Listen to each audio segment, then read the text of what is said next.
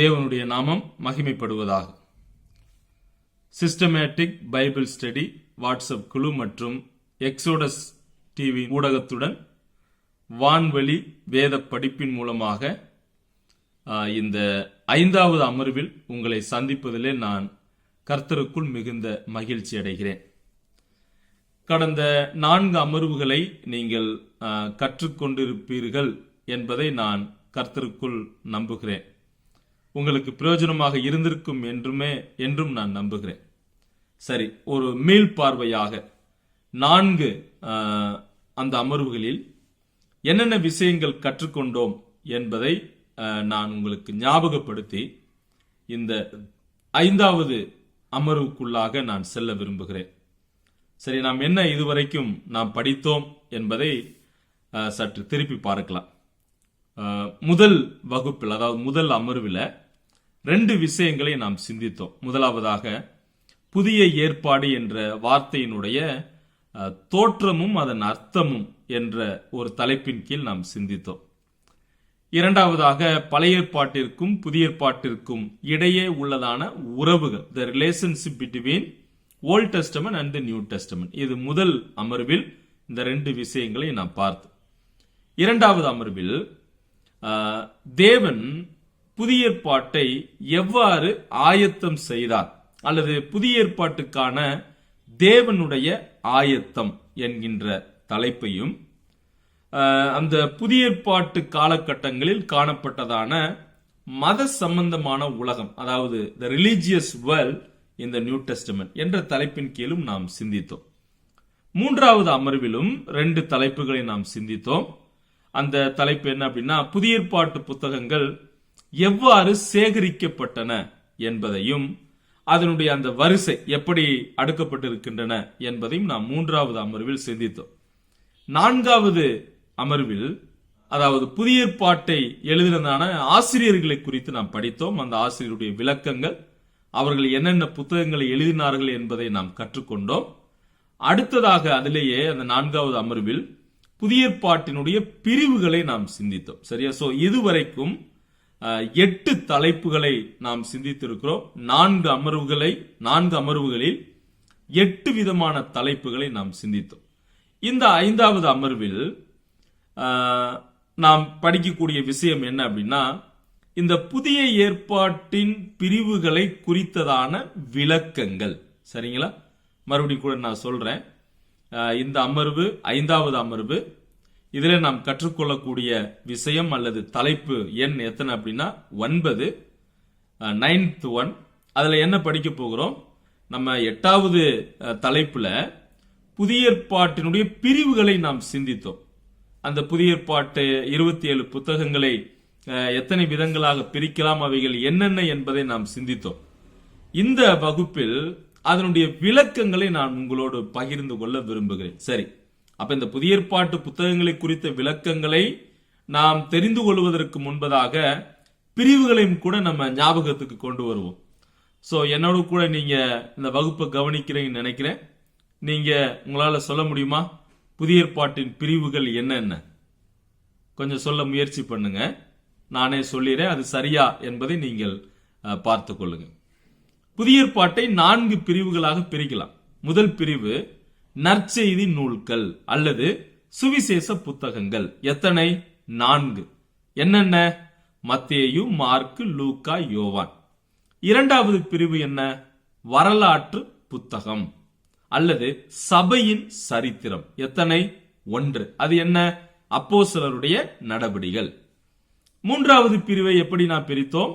நிருபங்கள், எபிசல்ஸ் என்று நாம் பிரித்தோம். நிருபங்கள் அல்லது கடிதங்கள். சோ மொத்த நிருபங்கள் எத்தனை?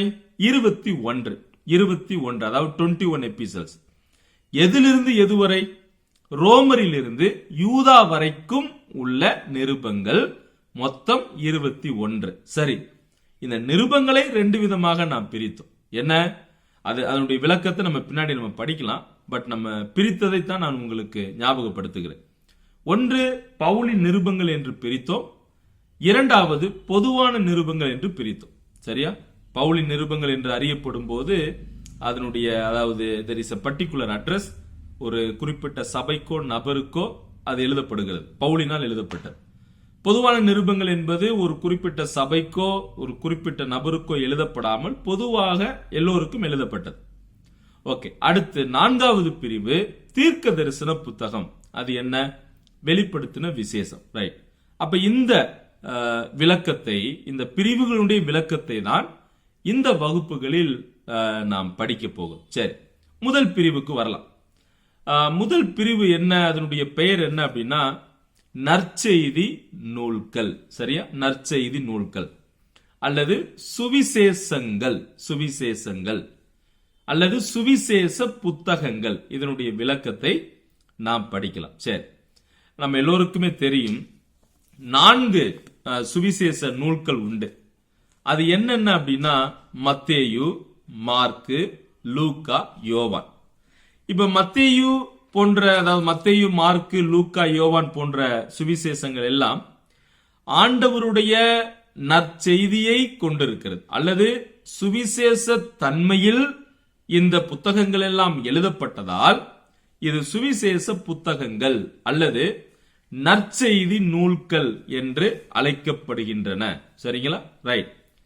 இப்ப பொதுவாக இதுல நம்ம நிறைய சார்ட்ல நம்ம படிக்க போறோம். பட் நம்ம இப்போது முதலாவது புரிந்து கொள்ள வேண்டிய விஷயம் இது. மத்தேயு இயேசு கிறிஸ்துவை யூதருக்கு ராஜாவாக எழுதுகிறார் அல்லது he is presented as a king of Jews, ஒரு அரசராக யூதர்களின் ராஜாவாக காண்பிக்கிறார். அதை நாம் மத்தேயு 21ஆம் அதிகாரம் 4வது வசனத்தில் நாம் காண முடியும். அதுபோல மத்தேயு 2ஆம் அதிகாரத்தில் அந்த அதாவது கிழக்கு பகுதியிலிருந்து வந்த சாஸ்திரிகள் சொன்ன அந்த வார்த்தையும் இப்படித்தான் இருக்கிறது. என்ன? Where is the king of Jews? we have come here to worship him. நாங்கள் அவரை கண்டு பணிந்து தொழுது கொள்ள வந்தோம் என்றார். என்ன கேட்டாங்க? யூதருக்கு ராஜாவாக பிறந்தவர் எங்கே? ஓகே, அப்ப மத்தேயு இயேசுவை யூதருக்கு ராஜாவாக அல்லது அரசராக எழுதி காண்பிக்கிறார்.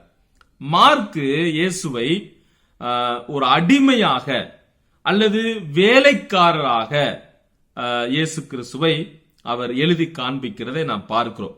அதை குறித்து நாம் ஏசாயா 42ஆம் அதிகாரம் 1வது வசனத்தில் நாம் வாசிக்கிறோம்.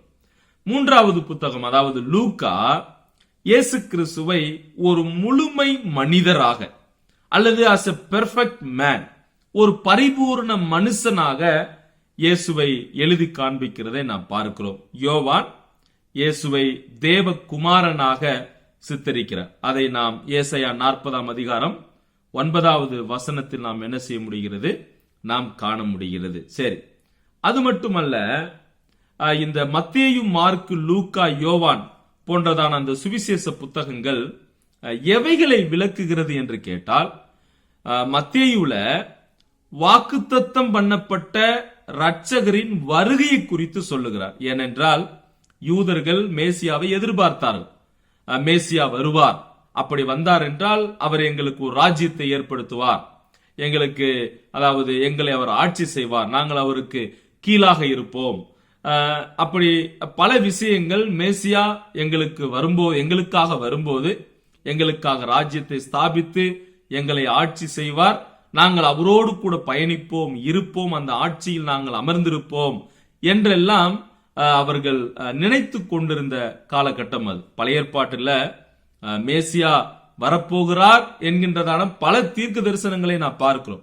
சோ அந்த தீர்க்க தரிசனம் நிறைவேறும் வண்ணமாக மத்தேயு என்ன செய்கிறார்? வாக்குத்தத்தம் பண்ணப்பட்ட இரட்சகரினுடைய அந்த மேசியாவின் வருகையை குறித்து சொல்லுகிறதை நாம் பார்க்கிறோம். மார்க்குவை பார்த்தீங்கன்னா ஒரு வல்லமை நிறைந்த இரட்சகனுடைய வாழ்வை குறித்து பேசுகிறார். அங்கே நாம் அந்த புத்தகம் படிக்கும் போது நாம் விரிவாக நாம் படிக்கலாம்.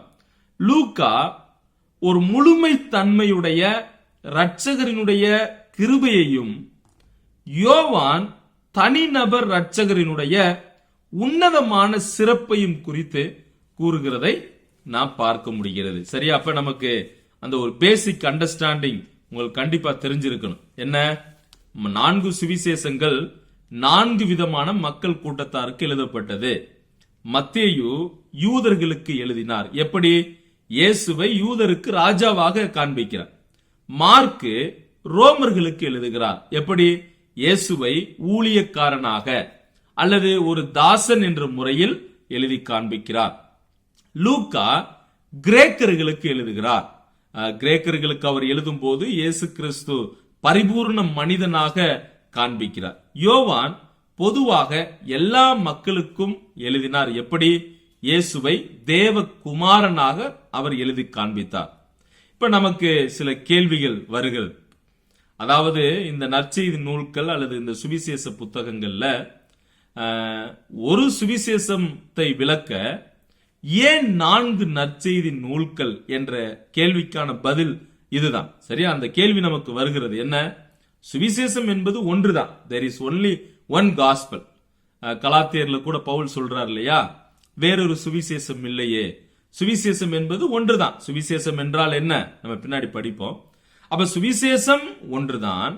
ஆனால் அந்த நற்செய்தியாக அல்லது சுவிசேஷமாக இருக்கக்கூடிய இந்த இயேசு கிறிஸ்துவை 4 கோணங்களில் இந்த எழுத்தாளர்கள் எழுதி காண்பித்தார். சரியா? இந்த 4 கோணங்கள் அல்லது இந்த 4 விதமான கூட்டத்தார் என்று சொல்லும் போது இது முழு உலகத்தினுடைய மக்களை உள்ளடக்கி இருக்கிறது. எப்படி? மத்தேயு யூதர்களுக்கு போக்கஸ் பண்றாரு, மார்க் பாத்தீங்கன்னா ரோமர்களுக்கு எழுதி காண்பிக்கிறார். ஏனென்றால் அன்றைய நாட்களில் ஆட்சி செய்தது எது அப்படின்னா ரோம அரசாங்கம் தான். அப்ப அந்த முழு உலகமுமே ரோம கட்டுப்பாட்டுக்குள் தான் இருந்தது. சோ அதன் மூலமாக அநேகர் இயேசு கிறிஸ்துவினுடைய அந்த நற்செய்தியை சுவிசேஷத்தை அவர்களால் புரிந்து கொள்ள முடியும். லூக்கா கிரேக்கர்களை போக்கஸ் பண்றார், கிரேக்கர்களுக்கு எழுதுகிறார். ஏனென்றால் அன்றைய நாட்களில் தத்துவங்கள் எல்லாம் நிறைந்த உலகம் தான் அந்த கிரேக்க உலகம். தத்துவ ஞானிகள் என்று அழைக்கப்பட்டார்கள். தத்துவங்களுக்கு முன்னுரிமை முதலிடத்தையும் கொடுத்தார்கள். இறைவனை 2ஆம் இடத்திற்கு தள்ளினார்கள். சோ அப்படிப்பட்டவர்களுக்கு இது தேவை என்று கிரேக்க மக்களை போக்கஸ் பண்றார். யோவான் உலகளாவிய அல்லது எல்லாருக்கும் இந்த சுவிசேஷத்தை என்ன செய்கிறார்? எழுதி காண்பிக்கிறார். சரி, ஓகே. இப்ப நம்ம இந்த சுவிசேஷம் அல்லது நற்செய்தி என்ற வார்த்தையினுடைய விளக்கங்களை நாம் என்ன செய்யலாம்? நாம் காணலாம். பொதுவாக இந்த நற்செய்தி என்ற வார்த்தை இவாங்கிலியோன் அப்படின்னு சொல்லக்கூடிய கிரேக்க வார்த்தையிலிருந்து வந்தது. சரியா? இவாங்கிலியோன். நீங்க அந்த பக்கத்துல ஸ்லைட்ல நீங்க பார்க்கலாம். நற்செய்தி என்ற வார்த்தை இவாங்கிலியோன் என்ற கிரேக்க வார்த்தையிலிருந்து வந்ததா? Okay, what is the meaning of evangelion? இவாங்கிலியோன் என்பது குட் நியூஸ், நல்ல செய்தி என்று அர்த்தம். சரியா? இவாங்கிலியோன் என்ற வார்த்தையின் அர்த்தம் நல்ல செய்தி, குட் நியூஸ். சரி, இப்ப இந்த வார்த்தை, அதாவது நற்செய்தி அப்படின்னு சொல்றோம் இல்லையா, இந்த வார்த்தை பொதுவாகவே அந்த ரோம சாம்ராஜ்யத்தின் போது பல நல்ல காரியங்களுக்கு பயன்படுத்தப்பட்டது. சரி, நல்லா கவனிங்க. இந்த நற்செய்தி என்ற வார்த்தை நற்காரியங்களுக்கும் அல்லது ஒருவர் மற்றொருவர்களுக்கு வெகுமதி கொடுப்பதற்காகவும், போரில் வெற்றி பெற்ற அந்த அறிவிப்பு இருக்கிறது அல்லவா, அதாவது ஒரு ராஜ்யம் இன்னொரு ராஜ்யத்தை வெற்றி பெறுகிறது என்பது என்று நாம் வைத்துக் கொள்வோம். அப்ப போரில் வெற்றி பெற்ற அந்த அறிவிப்பை கூறினார்கள் அல்லவா, சொன்னார்கள் அல்லவா, அதற்கும் இந்த நற்செய்தி என்ற வார்த்தையை தான் பயன்படுத்தினார். ஓகே, நான் மறுபடியும் சொல்றேன். அந்த ரோம சாம்ராஜ்யத்துல நற்காரியங்களுக்காக இந்த வார்த்தை பயன்படுத்தப்பட்டது. மேலும் வெகுமதி கொடுப்பதற்காகவும் அடுத்து வெற்றி பெற்ற அந்த அறிவிப்பை அறிவிக்கவும் இந்த நல்ல செய்தி பயன்பட்டது. சரி, இந்த வார்த்தை கிட்டத்தட்ட புதிய ஏற்பாட்டில் 105 முறை வருகிறதை நாம் பார்க்க முடியும். சரிங்களா? ரைட். ஓகே, இப்ப ரோமர்களின், ஏனென்றால் இந்த பகுதியானது, அதாவது மத்தேயு, மார்க், லூக்கா, யோவான், இந்த 4 நபர்கள் இந்த புத்தகம் எழுதப்படும் போது அன்றைய நாட்களில் இருந்த ராஜ்யம் எது அப்படின்னா ரோம அரசாங்கம், ரோம காலகட்டம். ஓகே, இப்ப ரோம சாம்ராஜ்யத்தின்படி அல்லது ரோம அரசாங்கத்தின்படி சுவிசேஷம் என்றால் என்ன? What is gospel? சரியா? சோ ரோமர்கள் சுவிசேஷம் அல்லது நல்ல செய்தி என்பதை 3 வித கருத்துக்களாக புரிந்து கொண்டார்கள், அல்லது நற்செய்தி என்பதை 3 நிலைகளில் புரிந்து கொண்டார்கள். எப்படி புரிந்து கொண்டார்கள்? ஒன்று, ஒரு ராஜ குடும்பத்தில் குழந்தை பிறக்குமானால், அதாவது அந்த ராஜரீக பரம்பரையை ஆட்சி செய்யக்கூடிய அந்த நபர்களுடைய குடும்பத்தில் ஒரு குழந்தை பிறந்தால் அதை நற்செய்தி என்று அவர்கள் அழைத்தார்கள்.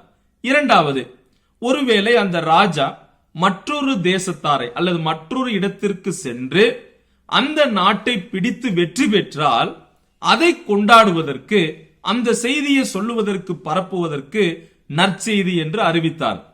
மூன்றாவது, ஒரு ராஜா ஒரு புதிய, அதாவது அந்த ராஜ்யத்தை வெற்றி பெற்று புதிய ராஜ்யத்தை நிறுவுவாரானால் அதையும் நல்ல செய்தி என்று அவர்கள் புரிந்து கொண்டார். ஓகே, இந்த ரோம அரசாங்கத்தின்படி இந்த மூன்று செய்தியுமே இந்த குறிப்பாக மத்தேயு எழுதின சுவிசேஷம் எழுதப்படும் போது இதை இயேசு கிறிஸ்துவுக்கு ஒப்பிட்டு மத்தேயு எழுதுகிறார். எப்படி? நீங்க 4 சுவிசேஷ பகுதிகளிலும் குறிப்பாக மத்தேயு, மார்க்கு, லூக்கா முதல் 3 நற்செய்தி நூல்கள்ல இயேசு கிறிஸ்துவினுடைய பிறப்பினுடைய தன்மை, அதாவது அவருடைய பிறப்பை குறித்து நான் வாசிக்கிறோம்.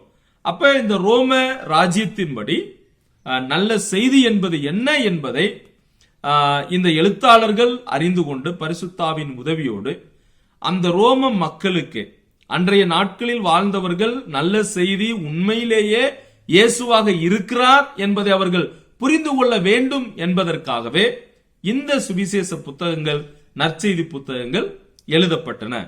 இப்ப குறிப்பாக பாருங்க, அந்த 3 விஷயங்கள் இயேசுவின் வாழ்க்கையில் நடந்தது. என்ன? இயேசு ஒரு ராஜ குடும்பத்தில் பிறந்தார். அவர் ராஜாவாக இருக்கிறார். அவர் பிசாசை அவர் வெற்றி பெற்றவராக இருக்கிறார்.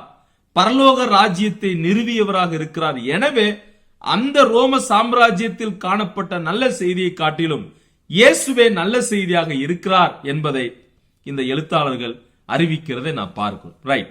அடுத்து அந்த சுவிசேஷம் என்கின்றதான வார்த்தையை நாம் கவனிக்கலாம். What is gospel? சுவிசேஷம் என்பது என்ன?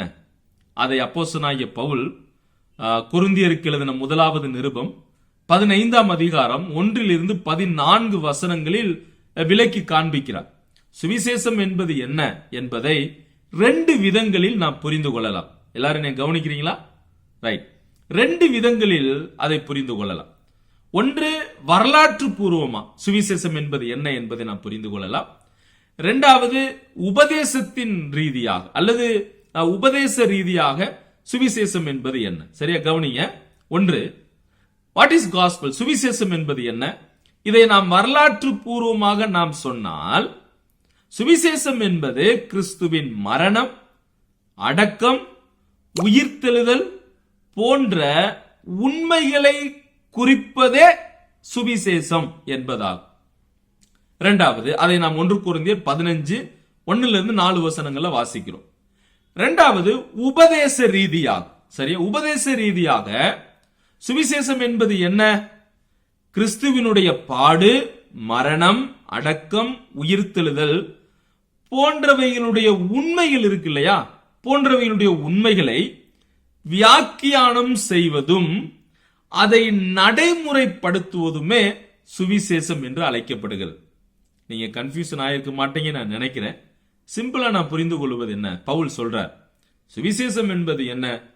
வேத வாக்கியங்களின்படி இயேசு கிறிஸ்து இந்த உலகத்துல அவர் பிறந்து, வாழ்ந்து, வளர்ந்து, ஊழியம் செய்து, மரித்து, அடக்கம் பண்ணப்பட்டு 3ஆம் நாள் உயிர்த்தெழுந்ததே அந்த சுவிசேஷம். சரிங்களா?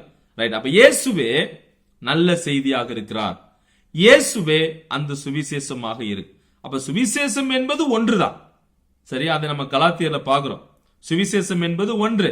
கலாத்தியர் 1ஆம் அதிகாரம் 6 to 8 வசனங்கள். There is no other gospel. அப்ப சுவிசேஷம் கிறிஸ்துவாக இருக்கிறார், நற்செய்தியும் கிறிஸ்துவாக இருக்கிறார். அப்ப சுவிசேஷம் என்பது ஒன்று.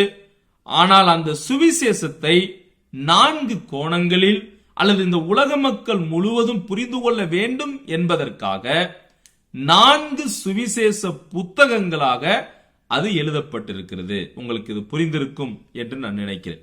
சரி, இந்த சுவிசேஷம் என்ற வார்த்தையை புதிய ஏற்பாட்டில் நாம் பல இடங்களில் நாம் பார்க்கிறோம். பல இடங்கள்ல இந்த சுவிசேஷத்திற்கு ஒரு அடைமொழி பெயரும் வைக்கப்பட்டிருக்கிறது. இப்ப உதாரணமா பாத்தீங்கன்னா, கிறிஸ்துவின் சுவிசேஷம் என்று நாம் பார்க்கிறோம், தேவனுடைய சுவிசேஷம் என்றும் நாம் வாசிக்கிறோம், ராஜ்யத்தின் சுவிசேஷம் என்று நாம் படிக்கிறோம், கிறிஸ்துவின் மகிமையான சுவிசேஷம் என்றெல்லாம் படிக்கிறோம். அப்ப இந்த சுவிசேஷங்கள் வித்தியாசமானதா என்றால் இல்லை. மறுபடியும் அதை ஞாபகம் வச்சுக்கோங்க. சுவிசேஷம் என்பது ஒன்றுதான்.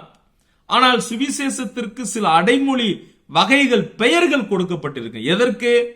அந்த சுவிசேஷத்தினுடைய உண்மைகளை அறிவிப்பதற்காக, அல்லது அந்த உண்மைகளை நாம் புரிந்து கொள்ள வேண்டும் என்பதற்காக சில பெயர்கள் கூட்டு பெயர்களை போல அல்லது அடைமொழி பெயர்களாக வருகிறது.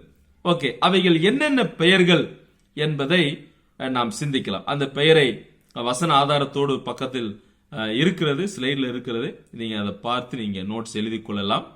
சுவிசேஷம் எப்படியெல்லாம் அழைக்கப்படுகிறது சரிங்களா? பாருங்க, இது தேவனுடைய சுவிசேஷம் அல்லது கிருபையின் சுவிசேஷம் என்று அழைக்கப்படுகிறது. அதற்கான ஆதார வசனங்கள் அப்போஸ்தலர் 20ஆம் அதிகாரத்தில் இருக்கிறது.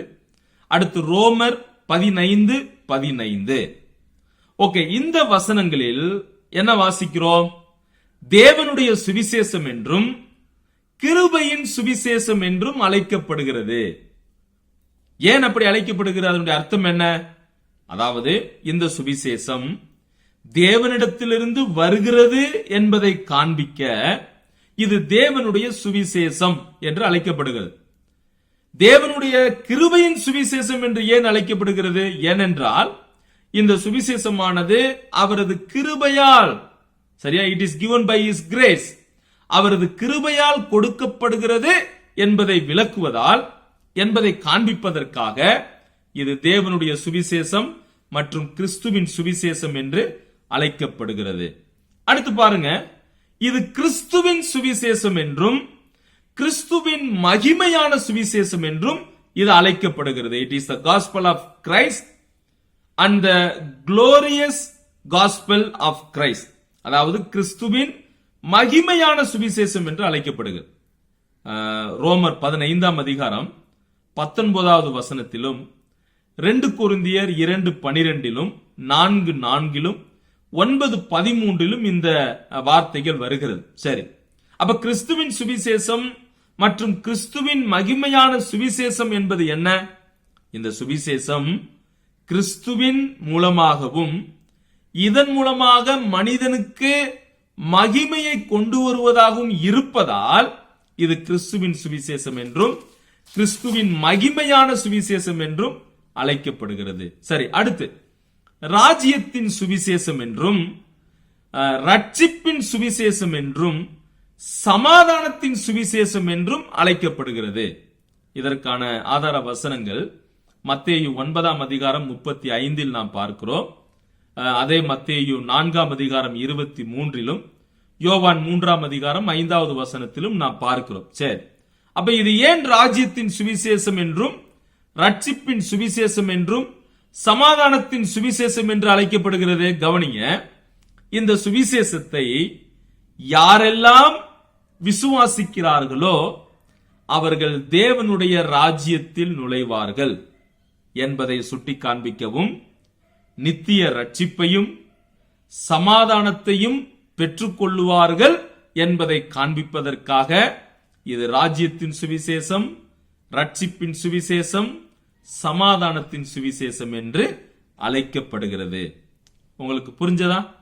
சரி, சுவிசேஷத்தினுடைய வகைகள் என்ன? ஒன்று, இந்த சுவிசேஷம் எப்படி அழைக்கப்படுகிறது? இது தேவனுடைய சுவிசேஷம், அப்புறம் கிருபையின் சுவிசேஷம், கிறிஸ்துவின் சுவிசேஷம், கிறிஸ்துவின் மகிமையான சுவிசேஷம், ராஜ்யத்தின் சுவிசேஷம், ரட்சிப்பின் சுவிசேஷம், சமாதானத்தின் சுவிசேஷம். ஏனென்றால் ஒவ்வொரு பொருளை முக்கியப்படுத்துவதற்காக இது அப்படி பெயரால் அழைக்கப்படுகிறதை நாம் பார்க்கிறோம். சரி, அப்ப தேவனுடைய சுவிசேஷம் என்பது இதனுடைய மூல காரணத்தை, மூல காரணரை குறிக்கிறது. அதாவது தேவனே ரட்சிப்பின் காரணர் என்பதை குறிக்கிறது. கிருபையின் சுவிசேஷம் என்பது என்ன?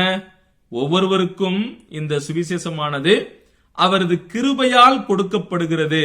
அதாவது இது அதனுடைய அந்த தரப்படும் காரணம் எப்படி? கிருபை என்பதை குறிக்கிறது. கிறிஸ்துவின் சுவிசேஷம் என்று ஏன் அழைக்கப்படுகிறது? ஏனென்றால் அந்த சுவிசேஷத்தின் சாராம்சமே அல்லது ரட்சிப்பே அவர் மூலமாக கிடைக்கிறது என்பதை சொல்ல.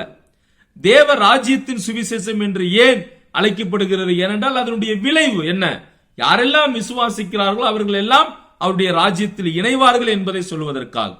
தேவ மகிமையின் சுவிசேஷம் என்பது அதனுடைய உன்னத தன்மையை குறிக்கிறது. என்ன? எல்லோரும் மகிமை அடைவோம் என்பதை காண்பிக்கிறது. சோ இப்படி இந்த சுவிசேஷம் பல வகைகளாக என்ன செய்யப்படுகிறது? பிரிக்கப்படுகிறது. சரி, அப்ப சுவிசேஷம் என்பது ஒன்று. ஆனால் அந்த ஒரு சுவிசேஷத்தை விளக்குவதற்கு 4 சுவிசேஷ புத்தகங்கள் தேவைப்பட்டன. சரி, இப்ப நீங்க அந்த சார்ட்டை பார்க்கலாம். இந்த 4 சுவிசேஷங்களை இப்போது நாம் ஒப்பிட போகிறோம். சரியா? 4 சுவிசேஷங்கள்ல என்ன செய்தி, இயேசுவை எப்படி சித்தரிக்கிறார்கள், எப்படி எழுதி காண்பிக்கிறார்கள், எப்படியாக இயேசுவை காண்பிக்கிறார்கள் என்கின்ற அந்த விஷயத்தை நாம் என்ன செய்யலாம் பார்க்கலாம். சரி, மத்தேயுவுக்கு வருவோம். மத்தேயு அந்த சுவிசேஷத்தினுடைய அந்த புத்தகத்தினுடைய பின்னணி என்னன்னு பாருங்களேன். இப்ப யூதர்கள் பொதுவாக பழைய ஏற்பாட்டு நாட்களில் இருந்து அவர்கள் அடிமையாகவே வாழ்ந்து பழகி போனவர்கள். அது எகிப்திய ராஜ்யமாக இருக்கட்டும், அசீரிய ராஜ்யமாக இருக்கட்டும், பாபிலோன் ராஜ்யமாக இருக்கட்டும், அவர்கள் அந்த அதாவது ஆட்சி செய்த எல்லா ராஜ்யங்களுக்கு கீழ் அவர்களுக்கு சுதந்திரம் கிடையாது, அடிமைகளாகவே இருந்தாங்க. இப்ப அவர்கள் அடிமையாக இருந்த அந்த காலகட்டங்களில் தங்களுக்கு எப்போது விடுதலை கிடைக்கும் என்கின்றதான அந்த சுவாச காற்றுக்கு ஏங்கிக் கொண்டிருக்கிறார். இது எப்போது நடக்கும்? when Messiah comes, எப்போது மேசியா வருவாரோ அப்போது இவைகள் எல்லாம் நடக்கும். எது? எங்களுக்கு விடுதலை கிடைக்கும், எங்களுக்கென்று ஒரு தனி ராஜ்யத்தை ஸ்தாபிப்பார், அவரே ஆளுகை செய்யக்கூடியவராக இருப்பார், அவரே எங்கள் மேசியாவாக இருப்பார், நாங்கள் அவர் பிள்ளைகளாக இருப்போம், அவரது அந்த அரசாங்கத்தில் அந்த அரசில் நாங்கள் இணைந்து செயல்படுவோம் என்ற பல எதிர்பார்ப்புகள் யூதர்களிடம் இருந்தது. இப்ப மத்தேயு எழுதும் போதும் இதே பின்னணியோடு தான் எழுதுகிறார். எப்படி? நீங்கள் எதிர்பார்த்த ராஜா இதோ வந்து விட்டார். சோ அவங்க மேசியாவை எதிர்பார்த்தாங்க. சோ அவர்களுடைய எதிர்பார்ப்பின்படி பரிசுத்த ஆவியானவர் மத்தேயுவை பயன்படுத்துகிறார். எப்படி? அவர்களுடைய அந்த எதிர்பார்ப்பின்படி இயேசுவை ராஜாவாக எழுதி காண்பிக்கிறார். இப்ப மார்க்ல பாருங்க, மார்க் சொல்லை காட்டிலும் செயல்ல அதிகமாக காண்பிக்கப்பட வேண்டும் என்று விரும்பினார். இயேசுவை ஒரு ஊழியக்காரனாக, தாசனாக மார்க் எழுதுகிறார். இப்ப உதாரணமா பாருங்க, அந்த நாட்கள்ல இந்த ரோம விசுவாசிகள் பல பாடுகள் பட்டாங்க. அப்படி பாடுகள் படும்போது தங்களுக்குள்ளே அதாவது ரொம்ப டிஸ்கரேஜ் ஆனாங்க. நாங்க ஆண்டவரை ஏற்றுக்கொண்ட ஆண்டவருடைய பிள்ளைகளா இருக்கோம், எங்களுடைய வாழ்க்கையில இவ்வளவு பாடுகள் இருக்கே, கஷ்டங்கள் இருக்கே. அப்ப இந்த மார்க் எழுதும் போது இயேசு ஒரு பாடுபடக்கூடிய தாசனாக அல்லது பாடுபடக்கூடிய ஊழியக்காரனாக அவர்களுடைய எதிர்பார்ப்பின்படி எழுதி காண்பிக்கிறார். இப்ப லூக்காவை பொறுத்த வரையில் பாருங்க, கிரேக்கர்களுக்கு எழுதினார். நான் ஏற்கனவே சொன்னேன். பொதுவாக இந்த கிரேக்கர்கள் எப்படி அறியப்பட்டாங்கன்னா, they were the thinkers of the world, உலக சிந்தனையாளர்கள் என்று அழைக்கப்பட்டார்கள். they were known as the philosopher, அதாவது தத்துவ ஞானிகள் என்றும் அவர்கள் அழைக்கப்பட்டார்கள். புதிய புதிய பொருட்களை அவர்கள் கண்டுபிடித்தார்கள், பல தத்துவங்களை கொண்டு வந்தார்கள். அப்ப இந்த கிரேக்கர்கள் குறிப்பாக தங்கள் மொழியையும் கலாச்சாரத்தையும் அதிகமாக, அதாவது தத்துவங்களையும் அதிகமாக நேசிக்கக்கூடியவர். அவர்கள் எதிர்பார்ப்பின்படி லூக்கா இயேசுவை எப்படி எழுதுகிறார்? He is the perfect son of man, பரிபூர்ணமான மனுஷ குமாரன் என்று எழுதி காண்பிக்கிறார். ஏனென்றால் இங்கே ஒருவர் இருக்கிறார், இந்த இயேசு கிறிஸ்து தத்துவத்தை காட்டிலும் மேலானவராக ஒரு உன்னதமான, உண்மையான, பரிசுத்தமான மனுஷ குமாரன், இவரே தேவனாக இருக்கிறார் என்பதை லூக்கா அவர்களுக்கு ஏற்றார் போல் எழுதி காண்பிக்கிறார். இப்ப யோவான் பாத்தீங்கன்னா பொதுவாக எழுதுகிறார். எப்படி? இயேசுவை தேவ குமாரனாக காண்பிக்கிறார். சரியா? Right right. இப்ப இந்த ஒரு அறிமுகத்தோடு பக்கத்துல உள்ள அந்த சார்ட்டை நீங்க பார்க்கலாம். அந்த சார்ட்ல பாருங்க, கிட்டத்தட்ட 6 கட்டங்கள் சொல்லப்பட்டிருக்கு. முதல் கட்டத்தில் பாத்தீங்கன்னா அந்த புத்தகங்களுடைய பெயர்கள், அவங்க எல்லாருக்குமே மனப்பாடமா தெரியும். இரண்டாவது கட்டம் to whom it was written, இது யாருக்கு அல்லது அட்ரஸ் யாருக்கு எழுதப்பட்டது. மூன்றாவது கட்டத்தில் என்ன பார்க்கிறோம், அதாவது போர்ட்ரியாட்ஸ் ஆஃப் கிரைஸ்ட், கிறிஸ்துவை சித்தரிக்கும் படம், அதாவது இயேசு கிறிஸ்துவை எப்படி சித்தரித்தார்கள் அல்லது எப்படி காண்பித்தார்கள் அதை குறித்து நான் படிக்கும்.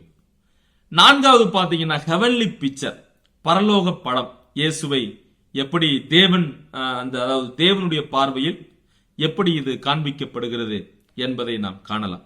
அடுத்து பாத்தீங்கன்னா நேஷனல் பிக்சர், அதை தேச படம், அதாவது தேசத்தை பொறுத்தவரையில் எப்படி அவங்க மேசியாவை எதிர்பார்த்தாங்க, அவங்களுக்கு எப்படி சொன்னா புரியும் அப்படின்ற ஒரு தேச படத்தை நான் பார்க்க. அடுத்து இந்த பூமிக்குரிய, அதாவது எர்த்லி பிக்சர், இதை குறித்து பல வேத பகுதிகள் சொல்லுது. குறிப்பா எசேக்கியேல் 1 அதிகாரம் 10வது வசனம், அப்புறம் பாத்தீங்கன்னா வெளிப்படுத்தல் 4 அதிகாரம் 7 வசனம். சரி, அப்ப இந்த 6 கட்டத்தை நீங்க பாருங்க. ஃபர்ஸ்ட்ல பாருங்க, முதல் சுவிசேஷத்தினுடைய பெயர் என்ன, மத்தேயு. ரைட், மத்தேயு யாருக்கு எழுதினார், யூதர்களுக்கு எழுதினார். சரியா, கவனிங்க, யூதர்களுக்கு எழுதினார். அடுத்து இயேசுவை எப்படி காண்பித்தார், எப்படி சித்தரித்து காண்பித்தார், அவர் யூதர்களுக்கு ராஜா, யூதர்களின் ராஜா என்பதை காண்பித்தார். இதை நாம் எரேமியா பழைய ஏற்பாட்டில் 23 அதிகாரம் 5-6 சொல்லப்படுகிறது, புதிய ஏற்பாட்டில் நிறைவேறுகிறதை நாம் பார்க்கிறோம். சரியா, அப்ப இயேசு யூதருடைய ராஜா என்று எழுதுகிறார். பழைய ஏற்பாட்டில் எங்கே பார்க்கிறோம், எரேமியா 23 அதிகாரம் 5-6. புதிய ஏற்பாட்டில் எங்கே பார்க்கிறோம், மத்தேயு 2 அதிகாரம் 2வது வசனத்தில் பார்க்கிறோம். நான்காவது கட்டம் ஹெவன்லி பிக்சர், பரலோக படம். அங்கே சகரியா 9 அதிகாரம் 9வது வசனத்தில் என்ன பார்க்கிறோம், பிஹோல் யுவர் கிங், இதோ உன் ராஜா. பாத்தீங்களா எப்படி கனெக்ஷன் ஆகுதுன்னு பாருங்க. மத்தேயு இயேசுவை யூதருக்கு ராஜாவாக காண்பிக்கிறார். இதனுடைய அந்த பரலோக படமும் கூட தேவனுடைய பார்வையில் அவரே ஆண்டவராக தேவனாக இருக்கிறார் என்பதை காண்பிக்கிறார். ஓகே, அடுத்து 5வது கட்டம் பாருங்க, தேச படம், national picture.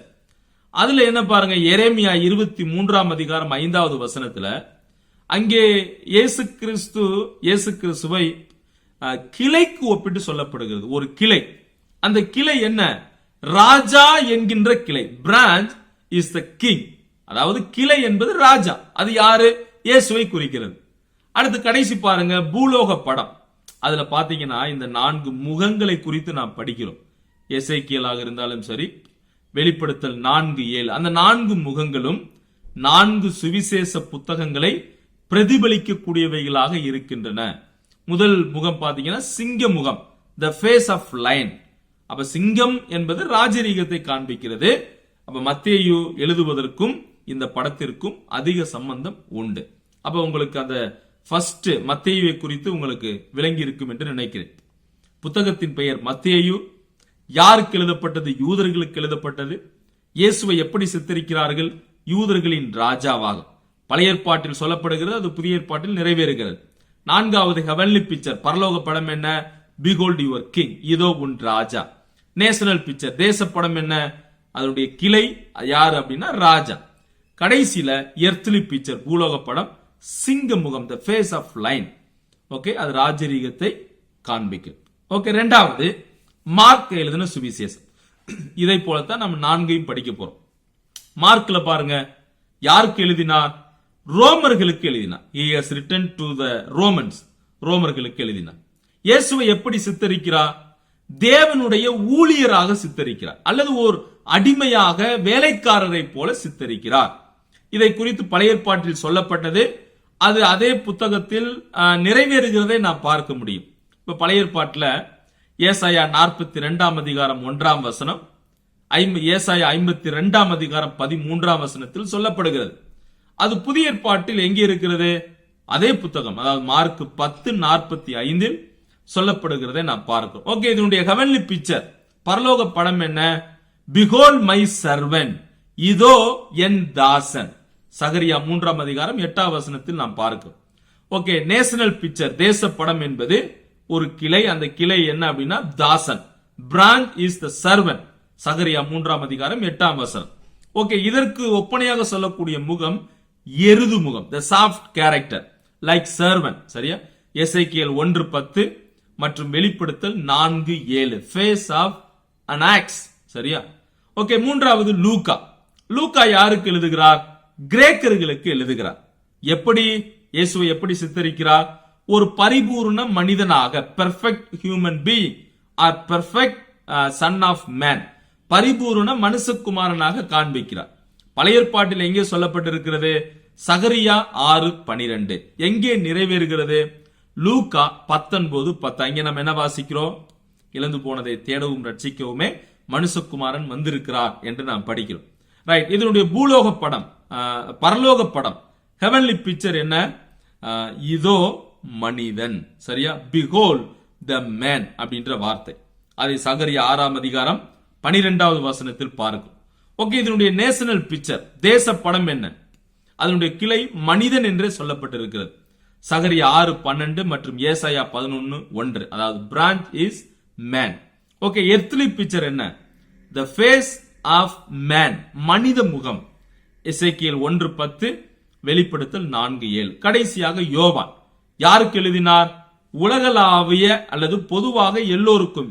He has written to universally. சரி, எல்லோருக்கும் எழுதினார். எப்படி இயேசுவை சித்தரிக்கிறார்? ஒரு தெய்வீகம் சார்ந்த நபராக அல்லது தேவ குமாரனாக காண்பிக்கிறார். Son of God. சரியா? ஏசாயா 4:2 பழைய ஏற்பாட்டில் சொல்லப்படுகிறது. புதிய ஏற்பாட்டில் யோவான் 20:31 அந்த வார்த்தை நிறைவேறுகிறதை நான் பார்க்கிறோம். இதனுடைய பரலோக படம் என்ன அப்படின்னா, இதோ உன் தேவன், பிகோல் யுவர் காட். ஏசாயா 40:9 நான் வாசிக்கிறோம். இதனுடைய கிளையும் பாருங்க, அந்த கிளை கர்த்தர் என்று அழைக்கப்படும் என்று நான் வாசிக்கிறோம். Branch is the Lord. ஏசாயா 4:2 வசனத்தில் பார்க்கிறோம். அடுத்து அந்த முகங்கள், அதாவது கழுகின் முகம். அந்த கழுகின் முகம் ஃபேஸ் ஆஃப் அன் ஈகிள். அதை நாம் எசேக்கியேல் 1:10 மற்றும் வெளிப்படுத்தல் 4:7 நாம் என்ன செய்கிறோம்? நாம் பார்க்க முடிகிறது. ஓகே, அப்ப இந்த 4 சுவிசேஷங்களின் அடிப்படையில் who is Jesus Christ? இயேசு கிறிஸ்து யார்? இயேசு கிறிஸ்து மத்தேயுவின் அடிப்படையில் அவர் யூதருடைய ராஜா. சரியா? he is the powerful king. மார்க்குவின் அடிப்படையில் இயேசு கிறிஸ்து ஒரு பாடுபடக்கூடிய ஊழியன், சஃபரிங் சர்வென்ட். லூக்கா he is the holy son of man, பரிசுத்த மனுஷகுமாரன். யோவான் he is the perfect son of God, அவர் பரிபூர்ண தேவ குமாரன் என்று சொல்லுகிறார். சரி, இதோடு கூட இன்னொரு சார்ட்டை கூட நம்ம படிக்கலாம். இந்த 4 சுவிசேஷங்கள்ல எதை அவங்க வலியுறுத்தி பேசுறாங்க அப்படின்னு நம்ம பார்க்கலாம். ஏற்கனவே பல விஷயங்களை நம்ம பார்த்தோம். எனவே மீதமுள்ள விஷயங்களை நம்ம பார்க்கலாம். இப்ப உதாரணமா இயேசுவை மத்தேயு ராஜாவா காண்பிச்சார்னு படிச்சோம். மார்க்குவை வேலைக்காரராக காண்பிக்கிறார்னு படிச்சோம். லூக்கா பரிசுத்த மனிதனாக காண்பிக்கிறார் என்று படித்தோம். யோவான் தேவகுமாரனாக காண்பிக்கிறார். அந்த முகங்களை நாம் பார்த்தோம். சிங்க முகம், எருது முகம், மனித முகம். அடுத்து பாத்தீங்கன்னா அந்த கழுகு முகத்தை நம்ம பார்த்தோம். அடுத்து நம்ம என்ன பார்த்தோம் அப்படின்னா அந்த பிரான்சஸ். சரியா? அந்த கிளைகளையும் நாம் படித்தோம். ராஜா என்ற கிளை, அப்புறம் பாத்தீங்கன்னா மனிதன் என்றதான கிளை. மார்க்குவுக்கு நம்ம வரும்போது வேலைக்காரன் என்கின்றதான கிளை. லூக்காவில் பாத்தீங்கன்னா மனிதன் என்ற கிளை. யோவான்ல கர்த்தர் என்றதான கிளை. சரி, இப்ப மத்தேயு பொதுவாக தனது சுவிசேஷத்தை as a டீச்சர், ஒரு ஆசிரியர் என்ற முறையில் அந்த சுவிசேஷத்தை அவர் விளக்குகிறதை நாம் பார்க்க முடியும். மார்க்குவை பொறுத்தவரையில் he is presenting as the preacher, ஒரு பிரசங்கியாளரை போல. எப்படி ஒரு பிரசங்கியாளர் பேசுகிறாரோ அதுபோல மார்க் எழுதின சுவிசேஷம் காணப்படுகிறது. லூக்கா எப்படி பேசுகிறார்? as a historian, ஒரு வரலாற்று ஆசிரியராக என்ன செய்கிறார்? பேசுகிறதை நாம் பார்க்கிறோம். அடுத்து யோவான் as a theologian, ஒரு இறையியலாளராக அல்லது ஒரு வேத பண்டிதரை போல என்ன செய்கிறார்? அந்த சுவிசேஷத்தில் பேசுகிறதை நாம் பார்க்கிறோம். அது மட்டுமல்ல, மத்தேயு சுவிசேஷத்துல கிறிஸ்துவின் பிரசங்கத்திற்கு முக்கியத்துவம் கொடுக்கிறார். மார்க்கு அவருடைய அற்புதங்களுக்கு முக்கியத்துவம் கொடுக்கிறார். லூக்கா கிறிஸ்துவின் உவமைகளுக்கு முக்கியத்துவம் கொடுக்கிறார். யோவான் அதாவது அவருடைய உபதேசத்திற்கு முக்கியத்துவம் கொடுக்கிறார். சரியா? மத்தேயு அவருடைய பிரசங்கத்துக்கும், மார்க்கு அவருடைய அற்புதத்திற்கும், லூக்கா அவருடைய உவமைகளுக்கும், யோவான் உபதேசத்திற்கும் முக்கியத்துவம் கொடுக்கிறதை நாம் பார்க்கிறோம். சரி, அடுத்து மத்தேயு மற்றும் லூக்கால இயேசுவின் பிறப்பை குறித்து சொல்லப்பட்டிருக்கிறது. ஆனால் மார்க்குவிலும் யோவானிலும் அவருடைய பிறப்பை குறித்ததான செய்திகள் கிடையாது. ஏன்? இப்ப பாருங்க, மத்தேயு லூக்கா. இப்ப மத்தேயு இயேசுவை ராஜாவாக காண்பிக்கிறார். இப்ப யூதர்கள் ஒருவரை ராஜாவாக ஏற்றுக்கொள்ள வேண்டுமானால் அவர்களுக்கு வம்ச வரலாறு மிக மிக அவசியம். எனவேதான் மத்தேயு எழுத்தாளர் யூத கலாச்சாரத்தின்படி யூத மரபுப்படி எழுதுவதால் யூதர்கள் புரிந்து கொள்ளும் வண்ணமாக அவர் உண்மையிலேயே ராஜாதான் என்பதை விளக்க அங்கே ஜீனியாலஜி வம்ச வரலாறு கொடுக்கப்பட்டிருக்கிறது. மார்க்குல கிடையாது. ஏன்? ஏன்னா அவர் ஊழியக்காரனாக வேலைக்காரராக மார்க்கு சொல்றார். அப்ப ஒரு வேலைக்காரனை குறித்து அவருடைய வம்சம்லாம் எப்படி இருக்கு அப்படின்னு அறிந்து கொள்வதற்கு யாருக்கும் அந்த அளவுக்கு இன்ட்ரெஸ்ட் கிடையாது. அதனால மார்க் எழுதல. இப்ப லூக்கா இயேசுவை பரிசுத்த மனுஷகுமாரனாக பேசுகிறார். எனவே இங்கே அந்த ஜீனியாலஜி இருக்கு. ஏன்? உண்மையிலேயே ஒரு பெர்ஃபெக்ட் மேனாக ஏற்றுக்கொள்வதற்கு அந்த வம்ச வரலாறு அவசியம். யோவான்ல கிடையாது. ஏன்? ஏன்னா யோவான் இயேசுவினுடைய தெய்வீக தன்மையை குறித்து என்ன செய்கிறார்? பேசுகிறார். எனவே அவருக்கு அவருடைய ஆரம்பத்தை குறித்து, அதாவது மனித பிறப்பின் ஆரம்பத்தை குறித்து அங்கே சொல்லப்படவில்லை என்பதை நாம் புரிந்து கொள்ள வேண்டும். இதுதான் இந்த 4 சுவிசேஷ புத்தகங்களுடைய விளக்கம். சரி, இதோடு இன்னொரு விஷயத்தையும் நாம் புரிந்து கொள்வோம். அந்த விஷயம் என்ன அப்படின்னா, இந்த 4 சுவிசேஷங்களையே 2 விதமாக நான் பிரிக்கலாம். என்ன புதுசா இருக்கு அப்படின்னு நீங்க கேட்பீங்க. இந்த 4 சுவிசேஷங்கள், அதாவது மத்தேயு, மார்க், லூக்கா, யோவான் இருக்கு இல்லையா?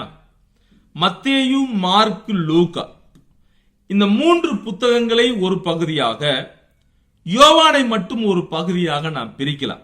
அதற்கு ஒரு பெயரும் கூட வைத்தார்கள்.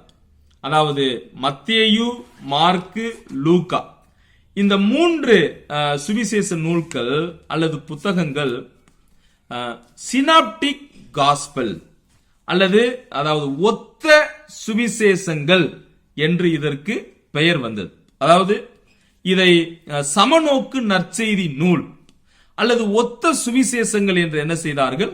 அழைத்தார்கள். ஏன் அப்படின்னா, இந்த 3 சுவிசேஷ நூல்களிலும் பல நிகழ்வுகள் ஒற்றுமையாக ஒரே கோணத்தில் பார்க்கப்படுகின்றன. இந்த வார்த்தையை 1774 1774 கிரீஸ் பாக், சரியா, கிரீஸ் பாக் என்பவர் தான் முதலாக முதல் 3 நற்செய்தி நூல்களுக்கு இந்த பெயரை சினாப்டிக் என்று அவர் அழைத்தார். காரணம் என்ன? பல ஒற்றுமைகள் 3 புத்தகங்களுக்கும் சுவிசேஷ நூல்களுக்கும் இருப்பதால் இப்படி அழைத்தார். அதுக்கப்புறம் பாத்தீங்கன்னா 1835 லாக்மான் அப்படின்ற ஒருவர் என்ன செய்தார்னா, இதை குறித்து பல விஷயங்களை ஒரு வாதத்துக்கு கொண்டு வந்தார். அது இருக்கட்டும். எனவே இந்த 3 சுவிசேஷ புத்தகங்கள் எப்படி அழைக்கப்படுகின்றன? ஒத்த சுவிசேஷங்கள் அல்லது சமநோக்கு நற்செய்தி நூல்கள் என்று அழைக்கப்படுகின்றன. ஏன்? இந்த 3 சுவிசேஷங்களும் ஒரே கோணத்தில் பார்ப்பதாலும், சரியா, அதாவது அதை ஒன்றாக காணுதல். இப்ப அந்த சினாப்டிக் அப்படின்ற வார்த்தையினுடைய அர்த்தத்தை பாருங்க. சின் அப்படின்னா டுகெதர் அர்த்தம், ஆப்டிக்ஸ் அப்படின்னா சீயிங் பார்த்தல். அப்ப 2 வார்த்தையும் சேருங்க, ஒன்றாக காணுதல் அல்லது சமநிலையில் பார்த்தல். இதுதான் சினாப்டிக் என்ற வார்த்தையின் அர்த்தம். சரி, அப்ப இதனுடைய கருப்பொருள் ஒத்திருப்பதன் காரணமாக, ஒரே கோணத்தில் எழுதப்பட்டதன் காரணமாக இவைகள் சமநோக்கு நற்செய்தி நூல்கள் என்று அழைக்கப்பட்டன. இப்ப உதாரணமா மத்தேயு, மார்க்கு, லூக்காவில் மட்டும் பல விஷயங்கள் ஒற்றுமையாக வரும், யோவான்ல வராது. இப்ப யோவான் ஸ்நானகன் மேசியாவை குறித்து அறிவிக்கக்கூடிய நிகழ்வு மத்தேயு, மார்க்கு, லூக்காவில் இருக்கு. மத்தேயு 3ஆம் அதிகாரம், மார்க்கு 1, லூக்கா 3 இருக்கு. ஆனா யோவான்ல கிடையாது. இப்ப இயேசுவினுடைய ஞான ஸ்நானத்தை குறித்து சொல்லப்பட்டிருக்கிறது. மத்தேயுல இருக்கு, மார்க்ல இருக்கு, லூக்காவில் இருக்கு. மத்தேயு 3, மார்க் 1 அதிகாரம், அப்புறம் லூக்கா 3. அடுத்து இயேசுவுக்கு வந்த சோதனையை குறித்து 3லும் இருக்கிறது. மத்தேயுல இருக்கு, மார்க்ல இருக்கு, லூக்கால இருக்கு. மத்தேயு 4, மார்க் 1, லூக்கா 4.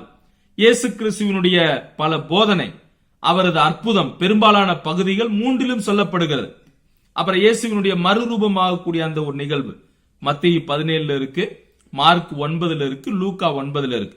அப்புறம் இயேசு கிறிஸ்துடைய பாடு மரணம் அடக்கம் மத்தேயுல இருக்கு, மார்க்ல இருக்கு, லூக்காவில் இருக்கு. சோ இப்படி பல விஷயங்கள் ஒரே விதமாக 3 சுவிசேஷ நூல்களிலும் வருகிறது. எனவே இவை ஒத்த சுவிசேஷங்கள் அல்லது சமநோக்கு நற்செய்தி நூல்கள் என்று அழைக்கப்படுகின்றன. சரி, இப்ப ரெண்டுக்குள்ள வித்தியாசத்தை பார்ப்போம். ஏன் இவைகள் சமநோக்கு நற்செய்தி நூல்கள் என்று அழைக்கப்படுகின்றன? ஏனென்றால் இவைகள் ஒன்று போல் காட்சியளிக்கின்றன. மத்தேயு எழுதப்பட்ட பகுதி மார்க்லயும் வருது, மார்க்ல காணக்கூடிய பகுதி லூக்காவிலையும் வருது. ஆனா யோவான் மட்டும் தனித்து செயல்படுகிறது. அப்ப ரெண்டுக்குள்ள வித்தியாசம் என்ன? அதாவது மத்தேயு, மார்க், லூக்கா சமநோக்கு நற்செய்தி நூல்கள் என்றும் யோவான் பொதுவான நூல் என்றும் அழைக்கப்படுகிறது. அப்ப ரெண்டுக்கு உள்ள பல வித்தியாசங்களை நம்ம என்ன செய்யலாம், காணலாம். ஓகே, இந்த பாயிண்ட் உங்களுக்கு புரியுதுன்னு நினைக்கிறேன். அதாவது differences between synoptic gospel and the John's gospel, அதாவது சமநோக்கு நற்செய்தி நூல்களுக்கும் யோவான் சுவிசேஷ நூலுக்கும் இடையே உள்ளதான வேறுபாடு. அந்த மூன்றும் ஒன்றாக காட்சியளிக்கிறது, ஆனால் யோவான் தனித்து நிற்கிறது. ஏனென்றால் பல விஷயங்கள் அதுல சொல்லப்பட்டது, இதுல சொல்லப்படல. சோ என்னென்ன வேறுபாடுகள் அப்படின்னு பார்ப்போம். இப்ப பாத்தீங்கன்னா, omission by John of material found in the synoptic, அதாவது சமநோக்கு நற்செய்தி நூல்ல சொல்லப்பட்டுள்ள பல விஷயங்கள் யோவான்ல கிடையாது. இதுதான் முதல் வேறுபாடு. இப்ப உதாரணமா பாத்தீங்கன்னா, கிறிஸ்துவனுடைய பிறப்பு பத்தி யோவான்ல பார்ப்பது கிடையாது, அவருக்கு வந்த சோதனையை நான் படிப்பது கிடையாது, அவருடைய அந்த மறுரூப காட்சியை நான் பார்ப்பது கிடையாது, அப்புறம் மலை பிரசங்கத்தை காண்பது கிடையாது, லார்ட்ஸ் பிரேயர் கிடையாது, அப்புறம் பிசாசுகளை துரத்தக்கூடிய நிகழ்வை நான் பார்ப்பது கிடையாது, அங்கே உவமைகளும் சொல்லப்படுகிறது இல்லை. ஆனால் இந்த விஷயங்கள் எல்லாம் அந்த மூன்றிலும் இருக்கிறது. ரெண்டாவது பாருங்க, நிறைய விஷயங்கள், அதாவது அந்த மூன்றிலும் சொல்லப்படாத விஷயங்கள் யோவானில் மட்டுமே சொல்லப்படுகிறது. இப்ப உதாரணமா, இயேசு கிறிஸ்து கலிலேயாவில் செய்த ஊழியத்தை அந்த 3 நூல்கள்ல நம்ம காண முடியாது, யோவானில் மட்டுமே நாம் காண முடியும். அதிகாரம் யோவான் 2 - 4 அதிகாரங்களில் அவர் செய்த ஊழியங்கள் யோவானில் மட்டும்தான் நாம் பார்க்கிறோம், இந்த 3லும் கிடையாது. அப்புறம் யோவான் 11ஆம் அதிகாரத்துல லாசர் உயிரோடு எழுப்பப்படக்கூடிய அந்த அற்புதம், அப்புறம் பாத்தீங்கன்னா 2ஆம் அதிகாரத்துல தண்ணீரை திராட்சரசமாக மாற்றுவது, அப்புறம் ஃபேர்வெல் டிஸ்கோர்ஸ் யோவான் 13-14, இப்படி போன்ற விஷயங்கள் யோவான் மட்டுமே என்ன செய்கிறார், விளக்குகிறார். அடுத்து 3வது வித்தியாசம் பாருங்க, மத்தேயு, மார்க், லூக்கால ஒரே பஸ்காவை குறித்து மட்டுமே சொல்லுகிறது. அதாவது இயேசு பஸ்கா பண்டிகைக்கு போகிறதை ஒரு இடத்தில் தான், ஒரு வருடத்தில் சொல்லப்பட்ட நிகழ்வைத்தான் மத்தேயு, மார்க், லூக்காவில் பார்க்கும். ஆனால் யோவானில் அவர் 3 பஸ்காவில் கலந்து கொண்டதை நாம் பார்க்கிறோம். சரி, அடுத்து இந்த 3 நற்செய்தி நூல்கள் இயேசுவினுடைய 3வது ஆண்டு காலத்தில் அவர் செய்த ஊழியத்தை மட்டுமே குறிப்பிடுகிறது. ஆனால் யோவான்ல பாத்தீங்கன்னா இயேசு கிறிஸ்து 3 ஆண்டுகளுமே, அதாவது 3 வருடங்களுமே அவர் என்ன ஊழியம் செய்தார் என்பதை குறிக்கிறது. இந்த 3 நற்செய்தி நூல்கள் அவருடைய மனித தன்மையை அதிகமாக பேசுகிறது. ஆனால் யோவான் அவருடைய தெய்வத்தன்மையை அதிகமாக பேசுகிறது. 3 நற்செய்தி நூல்கள் அவருடைய பிறப்போடு, அதாவது எப்படி சொல்றது, they all begin with Jesus birth, இயேசுவின் மனித பிறப்போடு ஆரம்பிக்கிறது. ஆனால் யோவான் அதாவது starts with eternity, நித்தியத்திலிருந்து ஆரம்பிக்கிறது. சோ இதுதான் வித்தியாசம். அடுத்து பாத்தீங்க அப்படின்னா, அங்கே முதல் 3 புத்தகத்துல நிறைய பழமொழிகளை போன்ற, அதாவது ப்ராவெர்பியல் வேர்ட்ஸ் நிறைய இருக்கு. ஆனா யோவான்ல பாத்தீங்கன்னா நிறைய உரையாடல்கள் இருக்கு. there are certain discourses, தேவன் சில தனிப்பட்ட நபர்களோடு பேசிய அந்த உரையாடல்கள் எல்லாம் யோவானில் தான் நான் பார்க்கிறோம். உதாரணமா யோவான் 3ஆம் அதிகாரம் அவர் நிக்கோதேமுவோடு உரையாடுவதை நாம் பார்க்கிறோம். 4ஆம் அதிகாரத்தில் சமாரியா பெண்ணோடு அவர் உரையாடுகிறதை பார்க்கிறோம். 6ஆம் அதிகாரத்தில் அதாவது நானே ஜீவ அப்பம் என்று சொல்லக்கூடிய அந்த ஒரு உரையாடல், அப்புறம் சீசர்களோடு 17ஆம் அதிகாரத்தில் செய்யக்கூடிய ஒரு உரையாடல், அப்புறம் நித்திய ஜீவனை பற்றியதான உரையாடல், இப்படி பல உரையாடல்கள் யோவானில் மட்டுமே இருக்கிறது. இந்த 3 சுவிசேஷ நூல்களில் கிடையாது. அடுத்து பாத்தீங்க அப்படின்னா மத்தேயு, மார்க்கு, லூக்கால தேவனுடைய ராஜ்யத்தை அதிகமாக மையப்படுத்தி பேசுகிறது. The kingdom of God was emphasized. ஆனா யோவான்ல பாருங்க, நித்திய ஜீவனை குறித்து என்ன செய்கிறது, விளக்கம் அளிக்கிறதை அல்லது முக்கியத்துவம் கொடுக்கிறதை நான் பார்க்கிறோம். மேலும் பல எதிரெதிர் வார்த்தைகள் இதுல பயன்படுத்தப்படுகிறது. இப்ப உதாரணமா லைட் அப்படின்னா டார்க்னஸ் அப்படின்ற வார்த்தை பயன்படுத்தப்படுகிறது. ட்ரூத் அப்படின்னா ஃபால்ஸ்ஹுட் அப்படின்ற வார்த்தை, அப்புறம் லைஃப் அப்படின்னா டெத் அப்படின்ற வார்த்தை. சோ இப்படி பல வித்தியாசங்கள் என்ன செய்கிறது, காண்பிக்கப்படுகிறதை நான் பார்க்க. சோ அந்த முதல் 3 நற்செய்தி நூல்கள்ல பல உவமைகள் இருக்கு. ஆனா யோவான்ல நிறைய உரையாடல்கள் இருக்கிறதை நான் பார்க்க முடிகிறது. சரி, சோ இதுதான் இந்த முதல் 3 நற்செய்தி நூல், அதாவது சினாப்டிக் காஸ்பல், சமநோக்கு நற்செய்தி நூலுக்கும் யோவான் எழுதின அந்த சுவிசேஷத்திற்கும் இடையே உள்ள வேறுபாடு. அடுத்த பிரிவு அப்போஸ்தலருடைய நடபடிகள். இந்த அப்போஸ்தலர் நடபடிகளில் என்ன நான் பார்க்கிறோம், பரிசுத்த ஆவியானவர் எவ்வாறு செயல்பட்டார் என்பதை நான் பார்க்கிறோம். அப்போஸ்தலருடைய ஊழியம் எப்படி இருந்தது என்பதை நான் பார்க்கிறோம். எப்படி சபையானது உலகமெங்கும் பரவியது, சுவிசேஷம் எப்படி அப்போஸ்தலர்களால் பறைசாற்றப்பட்டது என்பதையும், அவர்களுக்கு வந்த பாடுகளுக்கு மத்தியிலும் எவ்வாறு அவர்கள் ஊழியம் செய்தார்கள் என்பதையும், குறிப்பாக முதல் பகுதியில் பேதுருவினுடைய ஊழியத்தையும், 2வது பகுதியில் பவுலினுடைய ஊழியங்கள், அப்புறம் அவருடைய மிஷனரி பயணங்கள், சபை ஸ்தாபிக்கப்படுதல், இப்படி பல விஷயங்கள் அப்போஸ்தலருடைய நடபடிகள், அதாவது வரலாற்று நூலில் காணப்படுகிறது. கர்த்தருக்கு சித்தமானால் 6வது அமர்வில் நிருபங்களை குறித்தும், அதாவது பவுலை குறித்தும் அவர் எழுதின நிருபங்களை குறித்தும் அதனுடைய சத்தியங்கள், உண்மைகளை நாம் கற்றுக்கொள்ளலாம். தேவனுடைய நாமம் மகிமைப்படுவதாக.